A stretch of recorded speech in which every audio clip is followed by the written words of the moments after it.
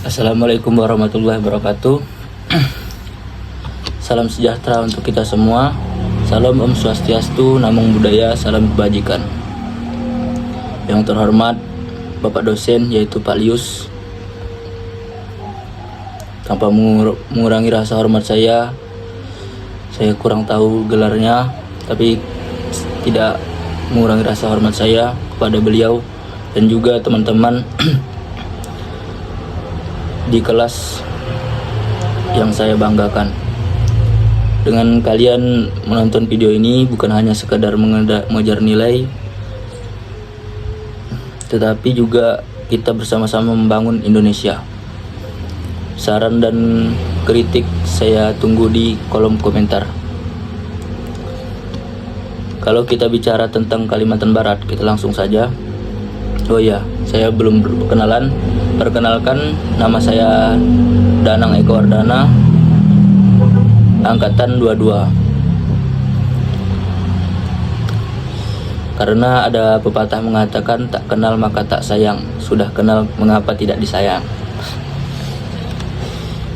Kalau kita bicara tentang Kalimantan Barat, langsung saja pada topiknya.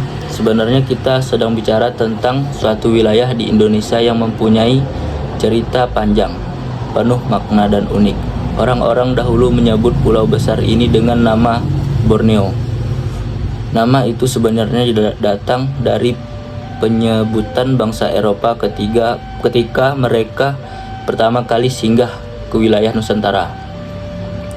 Mereka melihat betapa luasnya daratan di bagian tengah Asia Tenggara, penuh hutan tropis dan sungai besar. Jadi mereka menamai Borneo, tetapi bagi kita di Indonesia nama adalah Kalimantan.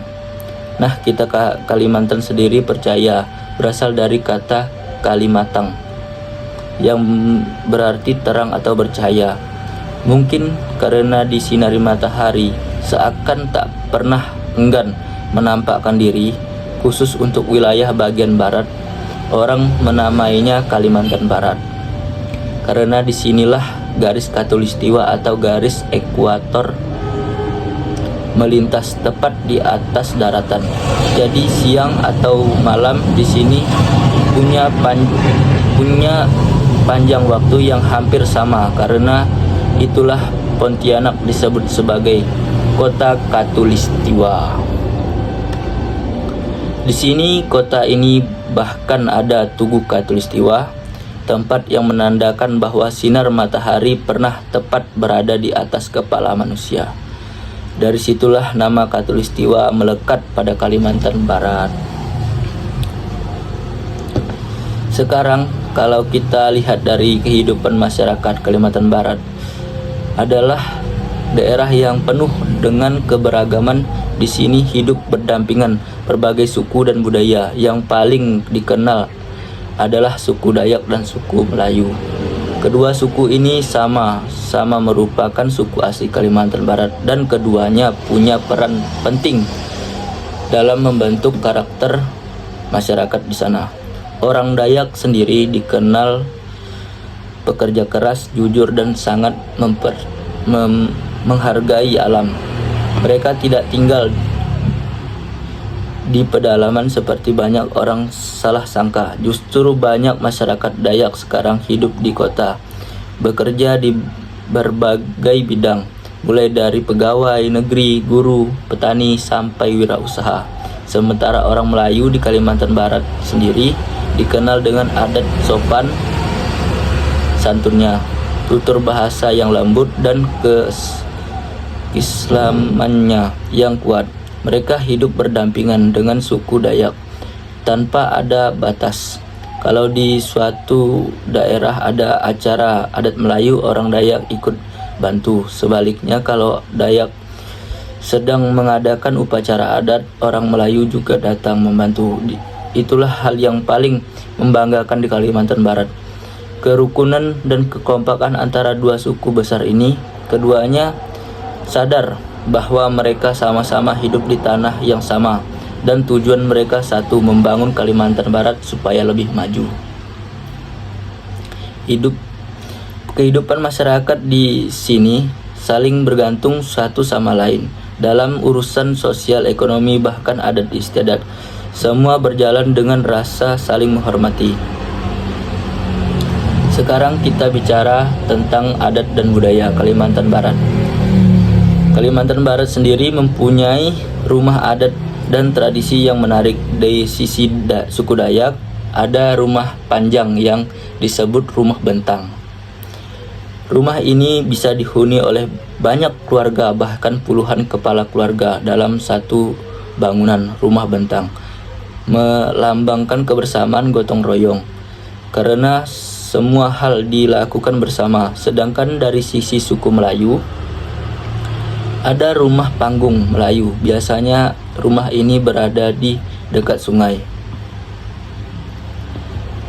Karena orang zaman dulu banyak hidup di daerah aliran sungai, rumah panggung dibuat setinggi-tinggi mungkin agar aman dari banjir dan binatang.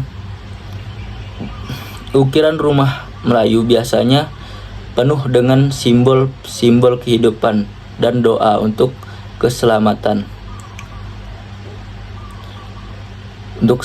penghuni rumahnya. Kalau kita datang di Kalimantan Barat, akan terasa betul bahwa budaya di sini sangat dijaga. Masyarakat masih menghormati adat istiadat leluhur, misalnya dalam hal gotong royong, adat pernikahan, acara panen padi, atau upacara syukuran hasil bumi.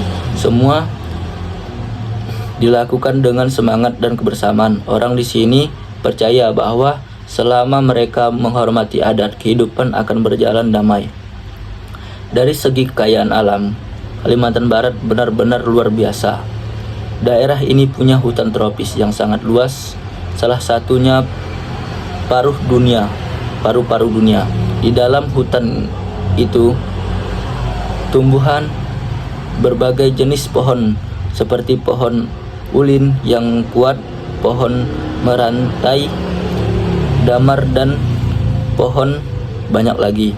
Selain itu, Kalimantan Barat juga kaya akan asli tambang seperti boksit dan emas, terutama di daerah Ketapang, Mempawah, dan Sintang. Tapi masyarakat lokal sangat sadar bahwa alam bukan hanya untuk dieksploitasi. Mereka berusaha menjaga keseimbangan, mengambil secukupnya, tetapi tetap melestarikan yang tersisa.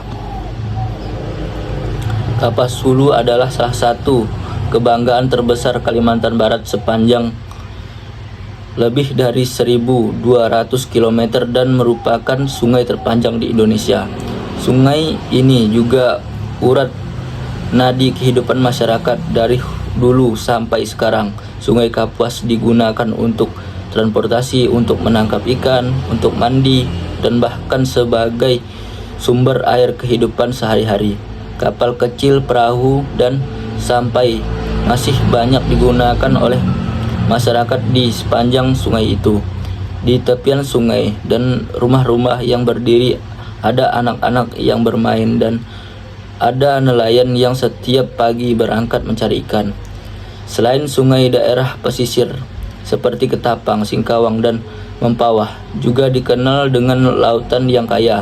Nelayan di sana bekerja keras seperti setiap hari. Mereka berangkat pagi sebelum matahari terbit dan pulang menjelang sore, membawa hasil tangkapan seperti udang, kepiting, dan cumi-cumi. Inilah salah satu sumber mata pencarian terbesar masyarakat di Kalimantan Barat, sektor perikanan dan kelautan.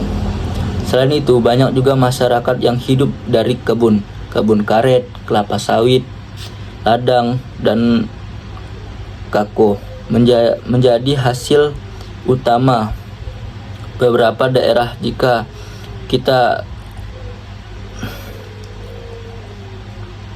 juga terkenal dengan ladang padi dan kebun buah-buahan seperti durian, rambutan, dan langsat. Di perdesaan yang masih menanam dengan cara tradisional, menggunakan adat sederhana, tapi hasilnya bisa mencukupi kebutuhan keluarga. Masyarakat Kalimantan Barat juga terkenal dengan keahlian kerajinan tangan, misalnya anyaman dari rotan dan bambu yang dibuat oleh para ibu rumah tangga di kampung. Ada juga selain itu kayu khas Dayak yang rumit dan bernilai tinggi. Barang-barang ini sering dijual ke pasar atau bahkan diekspor keluar daerah, menjadi sumber penghasilan tambahan bagi warga. Kalau bicara tentang soal ekonomi secara umum, memang masih ada tantangan besar, salah satunya adalah infrastruktur.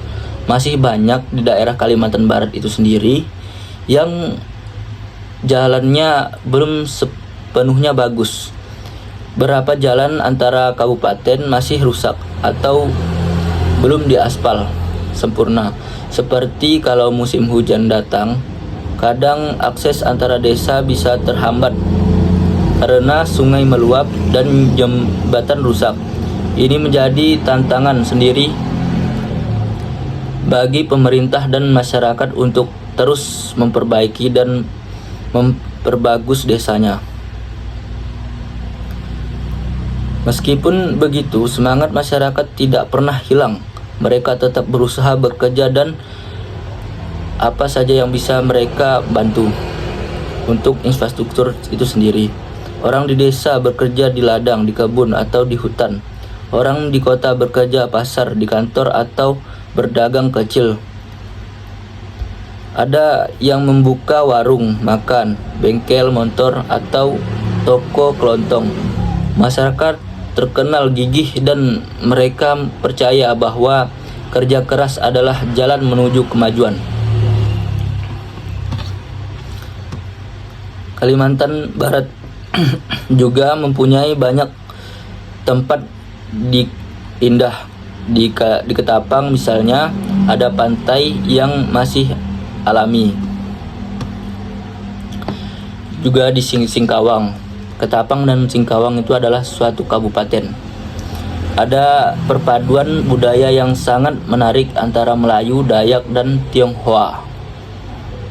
Setiap tahun ada festival Cap Gomeh yang besar sekali di Singkawang, dan masyarakat dari berbagai suku itu meramaikan ini, menunjukkan bahwa keberagaman di Kalimantan Barat bukan suatu yang memisahkan tetapi justru menyatukan. Dan ada juga misalnya umat muslim di Kalimantan Barat itu, misalnya suku Melayu itu menjalankan ibadah puasa. Kan sebelum buka puasa itu mereka kan ada jual takjil apa segala macam. Itu malahan bukan hanya yang gembira itu bukan hanya suku Melayu atau umat muslim saja yang di Kalimantan Barat itu, malahan yang ditunggu-tunggu umat Kristiani dan juga di luar umat muslim lah, malahan mereka menyambut bulan Ramadan itu dengan penuh sukacita, saking bersatunya itu. Alam di Kalimantan Barat memang luar biasa, tapi mereka tahu bahwa menjaga alam sama pentingnya dengan memanfaatkan hutan, bukan sekadar tempat mencari kayu atau hasil bumi, tapi juga tempat hewan, tempat mengatur air, dan tempat bernaung manusia dari panas dan hujan. Karena itulah masyarakat sangat berhati-hati dalam menebang pohon atau membuka lahan. Mereka sadar kalau hutan rusak, mereka sendiri yang akan rugi.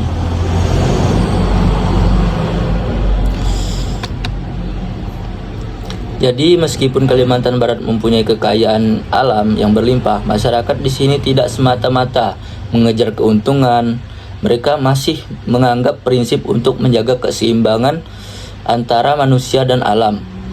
Mereka percaya bahwa tanah, air, dan udara adalah warisan untuk anak cucu, bukan hanya memiliki mereka hari ini. Jadi penduduk sana itu sangat melestarikan hutan, apa segala macam, alam, apa segala macam. Kalau kita lihat dari semua sisi, dari alamnya, budaya, suku, dan masyarakat Kalimantan Barat, sebenarnya ada gambaran kecil dari Indonesia yang sesungguhnya tempat di mana banyak suku berdampingan, tempat di mana adat istiadat masih dihormati, dan tempat di mana kekayaan alam dijaga sesama. Itulah Kalimantan Barat, tanah di bawah garis khatulistiwa yang sangat dijaga dan dengan hati-hati. Dibangun dengan kerajaan keras dan dihuni oleh manusia-manusia yang mempunyai rasa bangga dan cinta pada tempat aslinya. Orang Dayak dan Melayu hidup berdampingan di sini bukan karena terpaksa, tetapi karena mereka memang tahu bahwa hanya dengan bersatu mereka bisa menjaga keindahan dan kedamaian tanah mereka. Bersatu kita teguh, bercerai kita runtuh. Itulah Kalimantan Barat. Kalau kita bicara soal tambang emas, sudah sejak lama orang di Kalimantan Barat itu mengenal kegiatan menambang. Dulu sebelum ada perusahaan besar, masyarakat menambang secara tradisional. Mereka menyebutnya mendulang emas. Biasanya di tepi sungai atau di bekas aliran sungai. Orang membawa dulang, semacam wadah besar dari logam atau kayu, lalu menyaring tanah dan pasir sungai untuk mencari butiran emas. Jadi dulang itu kita goyang-goyang seperti ini sambil berputar airnya, dan airnya itu kita buang sedikit-sedikit, dan emasnya dan pasir dan tanah itu akan terpisah sendiri. Tanah akan jatuh, emas akan masih menempel pada tempat yang disebut dulang itu sendiri. Tidak mudah hasilnya pun nggak selalu banyak, tetapi bagi sebagian orang itu sudah cukup untuk kebutuhan sehari-hari. Selain emas, sumber ekonomi yang besar adalah perkebunan kelapa sawit. Jika kita menyebut Kalimantan Barat, pasti orang-orang luar Kalimantan Barat sudah mengetahui bahwa Kalimantan Barat itu sendiri ialah pasti bos tambang, bos kelapa sawit, bos emas, apa segala macam. Salah satu provinsi penghasil sawit terbesar di Indonesia, perkebunan sawit, dan hampir di setiap kabupaten dari Sambas sampai ke Tapang, ribuan hektar lahan dikelola menjadi kebun sawit, baik memilih perusahaan besar maupun kebun masyarakat. Jadi di Kalimantan Barat itu sendiri dia ada dua, kebun pribadi dan juga perkebunan. Jadi ada perkebunan juga perkebunan perusahaan, perkebunan pribadi dan perkebunan perusahaan itu sendiri. Buat sebagian masyarakat, sawit ini menjadi tumpuan hidup. Banyak orang bekerja sebagai buruh kebun, supir truk, operator alat berat, ataupun pengangkut buah sawit. Ada juga petani kecil yang mempunyai lahan sendiri, menanam sawit dan menjual hasilnya ke pabrik kelapa sawit terdekat. Dari sawit, mereka bisa membiayai anak sekolah, membangun rumah, dan memenuhi kebutuhan keluarga. Kalau harga tandan buah segar sedang tinggi, ekonomi desa juga itu berputar cepat. Tetapi seperti tambang, sawit juga punya dua sisi. Kalau dikelola dengan baik, hasilnya bisa menyejahterakan masyarakat, tetapi kalau dikelola sembarangan bisa menimbulkan masalah di lingkungan seperti berkurangnya hutan atau menurunnya kualitas tanah dan air. Nah, di sini penting peran masyarakat lokal dan pemerintah untuk terus menjaga agar kegiatan perkebunan tetap berkelanjutan. Banyak kelompok di kelompok tani sekarang yang juga mulai paham itu. Mereka belajar cara menanam sawit tanpa merusak lingkungan, menggunakan pupuk alami, dan menjaga hutan di sekitar lahan mereka. Jadi kebun, walaupun kita di Kalimantan Barat itu banyak kelapa sawit, tapi ada daerah-daerah tertentu seperti hutan terlarang. Hutan itu tidak boleh ditebang dan tidak boleh dibuka lahannya, itu khusus untuk hutan. Karena kan di sana itu penduduk asli Kalimantan Barat sendiri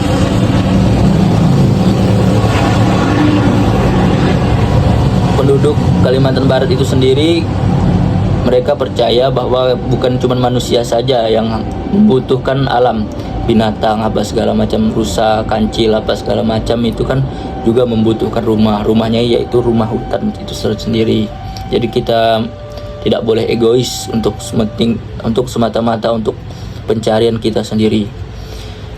Memang harus diakui Kalimantan Barat itu luas sekali. Dari satu kabupaten ke kabupaten lain bisa berjam-jam perjalanan. Dan kadang jalannya belum semuanya bagus. Ada yang sudah beraspal halus, tapi banyak yang masih berlubang atau belum diaspal sama sekali. Kalau musim kemarau, debunya luar biasa. Kadang-kadang kita harus berhenti jika ada mobil truk lewat, karena itu gelap sekali pemandangannya. Walaupun mata kita sehat, tidak minus ya. Belum semuanya bagus, ada juga yang belum beraspal. Belum aspal itu misalnya memang di situ jarang permukiman penduduk, jadi aksesnya belum diaspal. Jadi mungkin pemerintah daerah itu mementingkan akses penduduk yang padat saja, yang diaspal seperti kecamatan apa segala macam. Kalau lintas desa apa segala macam itu belum. Dan banyak juga di Kalimantan Barat itu aspalnya juga kurang terawat sih. Misalnya sudah jebol apa segala macam, pemerintah daerah itu kurang perhatian lah, bisa dikatakan seperti itu. Dan kalau musim hujan datang, itu bisa berubah jadi lumpur yang dalam. Mobil kadang bisa terjebak di tengah jalan, dan truk pengangkut sawit atau hasil tambang bisa tertahan berjam-jam. Kondisi seperti ini tentu mempengaruhi pada kegiatan ekonomi masyarakat. Misalnya petani yang mau mengirim hasil panennya ke pasar, atau nelayan yang mau membawa hasil tangkapannya ke kota. Kadang harus menunggu cuaca bagus dulu, karena kalau jalan rusak bisa jadi perjalanan 2 jam berubah jadi 6 jam. Di beberapa daerah yang agak jauh dari pusat kota, masyarakat masih sangat bergantung pada jalan tanah dan jembatan kayu. Ada jembatan yang sudah puluhan tahun dipakai tetapi belum sempat diganti. Kalau truk besar lewat harus pelan-pelan karena takut ambruk. Tapi masyarakat di sini sudah terbiasa, dan kadang begitu mereka tidak banyak mengeluh, malah saling membantu kalau jalan parah. Warga bergotong royong memperbaiki seadanya. Ada yang bisa bantu dari sungai, ada yang kumpulkan kayu, ada yang menimbun lubang. Semuanya dikerjakan bareng-bareng. Semangat gotong royong itu masih kuat banget di Kalimantan Barat itu. Semisalnya saya bercerita tentang misalnya ada yang punya truk itu membawa tanah latrit yang ada tanah, ada batu-batunya itu untuk menimbun. Misalnya ada yang punya lahan hutan seperti kayu apa segala macam, itu dibuat jembatan. Ya Kalimantan Barat ini gimana lagi ya kalau tidak kita sendiri masyarakatnya yang membangun jalan, kalau menunggu pemerintah juga kurang kurang efektif juga.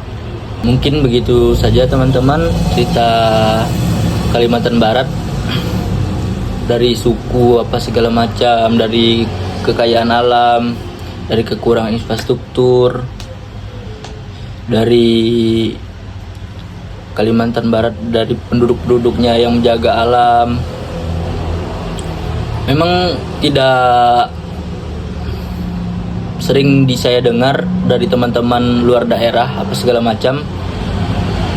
Kalimantan Barat ini adalah hutan katanya, nggak ada mall apa segala macam. Bahkan entah bercanda atau gimana, tapi saya menyikapi bercanda, di Kalimantan Barat itu ada motor. Pertanyaan yang sangat tidak logis, tapi saya tertawa itu ya tetap ada motor lah, nggak mungkin kami naik onta apa segala macam sana kan. Tapi kami bercanda saja itu. Ya mungkin bisa saya maklumi karena mereka juga belum pernah ke sana dan mereka juga cuma melihat bahwa Kalimantan Barat ini banyak hutannya. Memang banyak hutannya karena penduduk asli sana juga sangat menjaga hutan tersebut. Mungkin sekian dari saya. Saya akan menampilkan rumah adat dari suku Dayak, suku Melayu di video-video tersebut, jalan, akses jalan apa segala macam di sana. Jadi teman-teman bisa melihat sendiri di akhir video tersebut setelah saya tutup. Mungkin sekian saya ucapkan, kurang dan lebihnya saya mohon maaf sebesar-besar mungkin karena saya juga manusia dan tidak luput dari salah dan dosa. Mungkin sekian dulu teman-teman. Saya menunggu sekali masukan dari teman-teman dari daerah, luar daerah seperti Jawa, NTT, Papua, dan lain sebagainya tanpa saya sebutkan daerahnya. Saya mohon sekali masukannya di kolom komentar. Mungkin sekian dari saya. Terima kasih banyak.